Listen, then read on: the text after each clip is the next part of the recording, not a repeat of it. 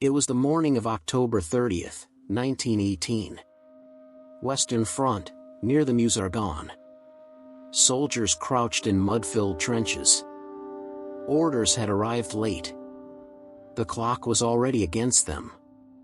Every minute passed like an enemy. By the autumn of 1918, the Western Front had become a relentless landscape of destruction. For years of continuous war had exhausted nations, armies, and civilians alike. Soldiers moved mechanically through the scarred terrain, carrying the weight of rifles, grenades, and constant fear. Supply lines were stretched thin, reinforcements delayed, and morale teetered on the edge. Even the seasoned men, hardened by years of battle, felt the oppressive heaviness of exhaustion in every step. In a French sector near the Meuse-Argonne, an entire division was preparing for a crucial counteroffensive. Intelligence suggested weaknesses in the German lines. Yet reports were fragmented, sometimes contradictory, and always delayed. Communication depended on fragile telephone wires, runners, and field radios easily destroyed by artillery. Every order was a gamble, every movement a potential disaster. The men knew that hesitation or miscalculation could mean annihilation. Colonel Henri Dufresne commanded the division. Experienced and cautious, he understood the stakes. The plan was straightforward: capture a ridge held by German forces and hold it until reinforcements could arrive. On paper, it seemed achievable. On the ground, it was anything but. Trenches were filled with mud, rainwater, and the remains of previous battles. Craters from artillery shells dotted the landscape, while trees stood shattered and blackened. Abandoned villages whispered of lives that once thrived but were now erased. Every step forward felt like moving through a graveyard of lost time. The soldiers were restless. Whispers spread through the ranks about failed attacks elsewhere. Some remembered units swallowed by mud or destroyed by machine guns in earlier operations. The fear of repetition loomed. Supplies were meager. Food and ammunition arrived late or not at all. Many men had not slept properly for days. Exhaustion gnawed at them as steadily as the enemy's artillery. Yet they advanced. The first waves moved toward the ridge with careful determination. Mud pulled at boots and rifles, slowing progress. Soldiers stumbled through water-filled craters, over broken barbed wire, and around shattered trenches.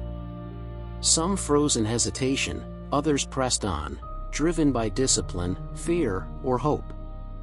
Every hour brought new hazards. Every delay allowed the enemy to regroup, adjust, and reinforce. Colonel Dufresne observed from the command trench. He saw men disappear into the fog, only to reappear battered and shaken. Communication lines were already unreliable. Every attempt to coordinate movements seemed delayed by hours. Even the smallest misstep could unravel the plan entirely. Time was slipping away. Each moment felt heavier than the last. By mid-morning, it became painfully clear that the division was behind schedule. The ridge, their objective, loomed ahead, partially obscured by smoke and fog. Artillery fire cracked incessantly, echoing across the battlefield. Men were wet, cold, and weary, yet they had to continue. The army had a mission.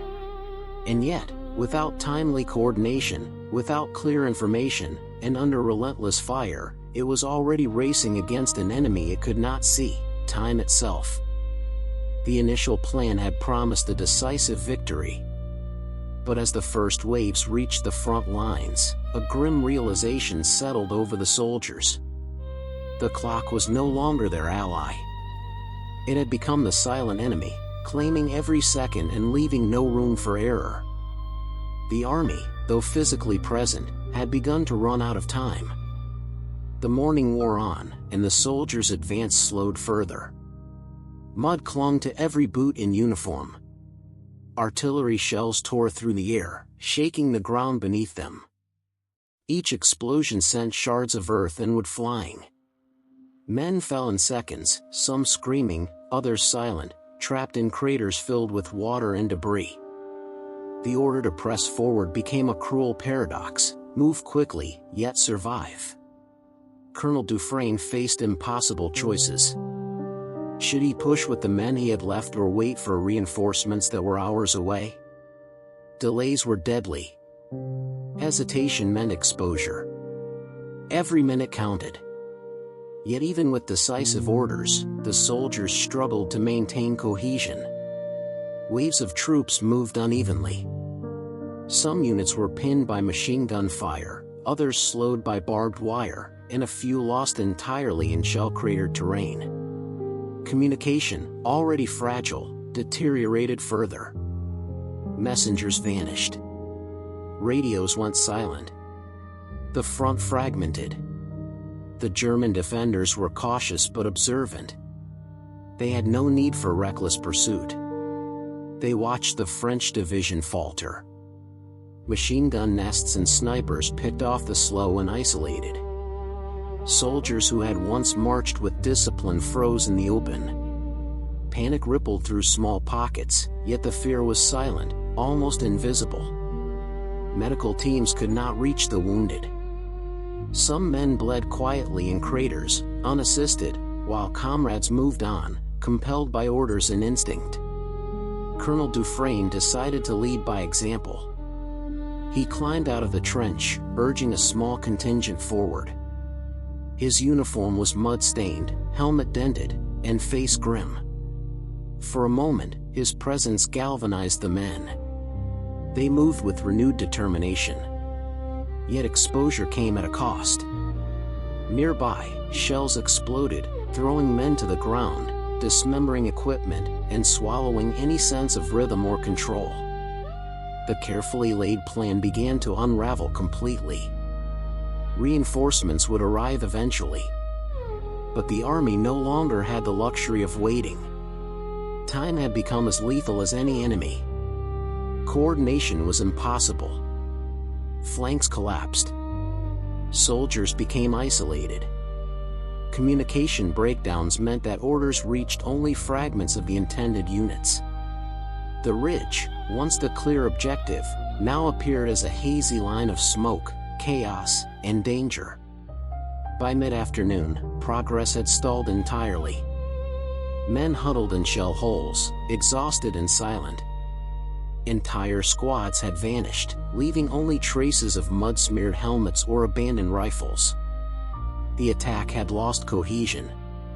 What was meant to be a decisive move now resembled a desperate struggle for survival. Each attempt to regain momentum failed. Every advance exacted a higher cost than anticipated. The division's fate was sealed not by bravery or lack of effort, but by the relentless passage of time.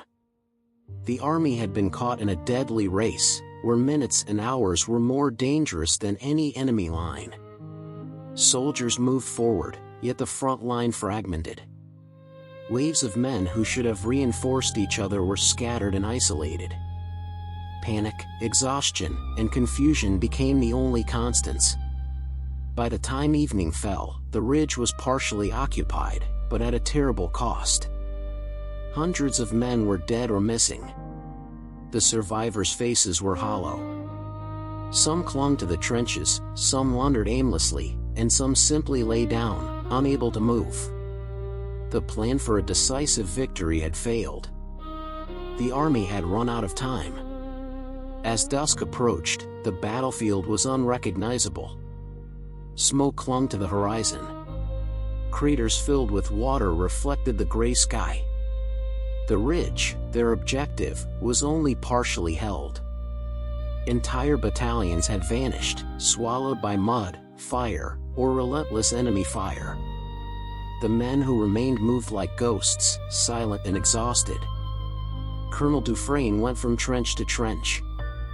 Faces once alert now stared blankly into the fog. The front line had become a fractured skeleton of its original plan. Orders were meaningless. Reinforcements were delayed, scattered, or never arrived. Every step forward had been bought with lives the army could not replace. The German positions had not pressed aggressively. The catastrophe was self-inflicted.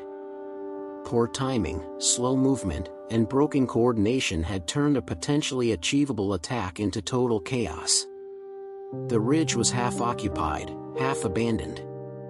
The soldiers' hopes of victory evaporated. The cost had been more than human. It was structural, organizational, and fatal. The wounded were everywhere. Some lay in craters, unseen and unheard. Others tried to crawl to safety, disappearing into mud or smoke. The surviving soldiers clung to what little order remained. Small fires smoldered across the field, their smoke a grim veil over the destruction. By nightfall, silence began to descend.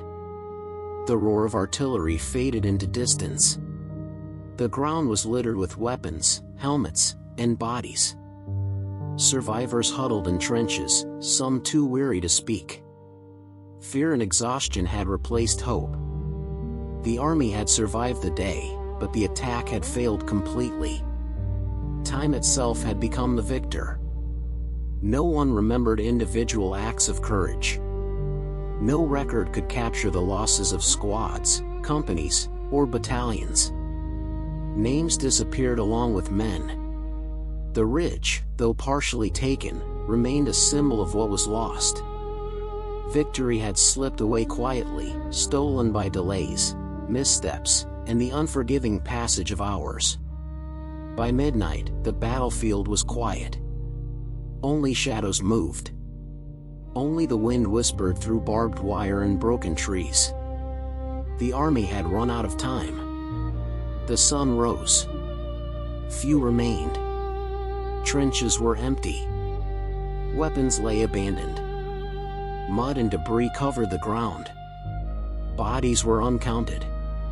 Some lay face down. Some were half buried in craters. The ridge stood silent. Half held. Half forgotten. No cheers. No cries. Just silence. Smoke lingered in the cold morning air. Broken trees cast long shadows. Survivors moved slowly. Faces hollow. Eyes distant. Letters in pockets would never be sent. Names disappeared with the men who carried them. Maps recorded numbers only. Numbers without meaning. The village nearby was empty. Windows shattered. Roofs collapsed. Only debris remained. Footprints led nowhere. Time had erased the rest. Fires smoldered in craters. The smell of mud and blood hung in the air. Guns lay in puddles. Helmets half sunk in mud. The sound of the war was gone. Only wind whispered through the wreckage. The division had failed. Plans were meaningless. Hours had been stolen. Soldiers vanished. Memory faltered. No one would tell their story. Footsteps echoed faintly. Then nothing. The ridge remained. The battlefield remained. The army's effort dissolved into emptiness. Time claimed all. Men, voices, and acts of courage. Forgotten. Lost. Silent. By noon, only shadows moved. Smoke drifted. The earth remembered what the mind could not. The army had run out of time. If this story mattered to you, consider subscribing. More forgotten history is coming.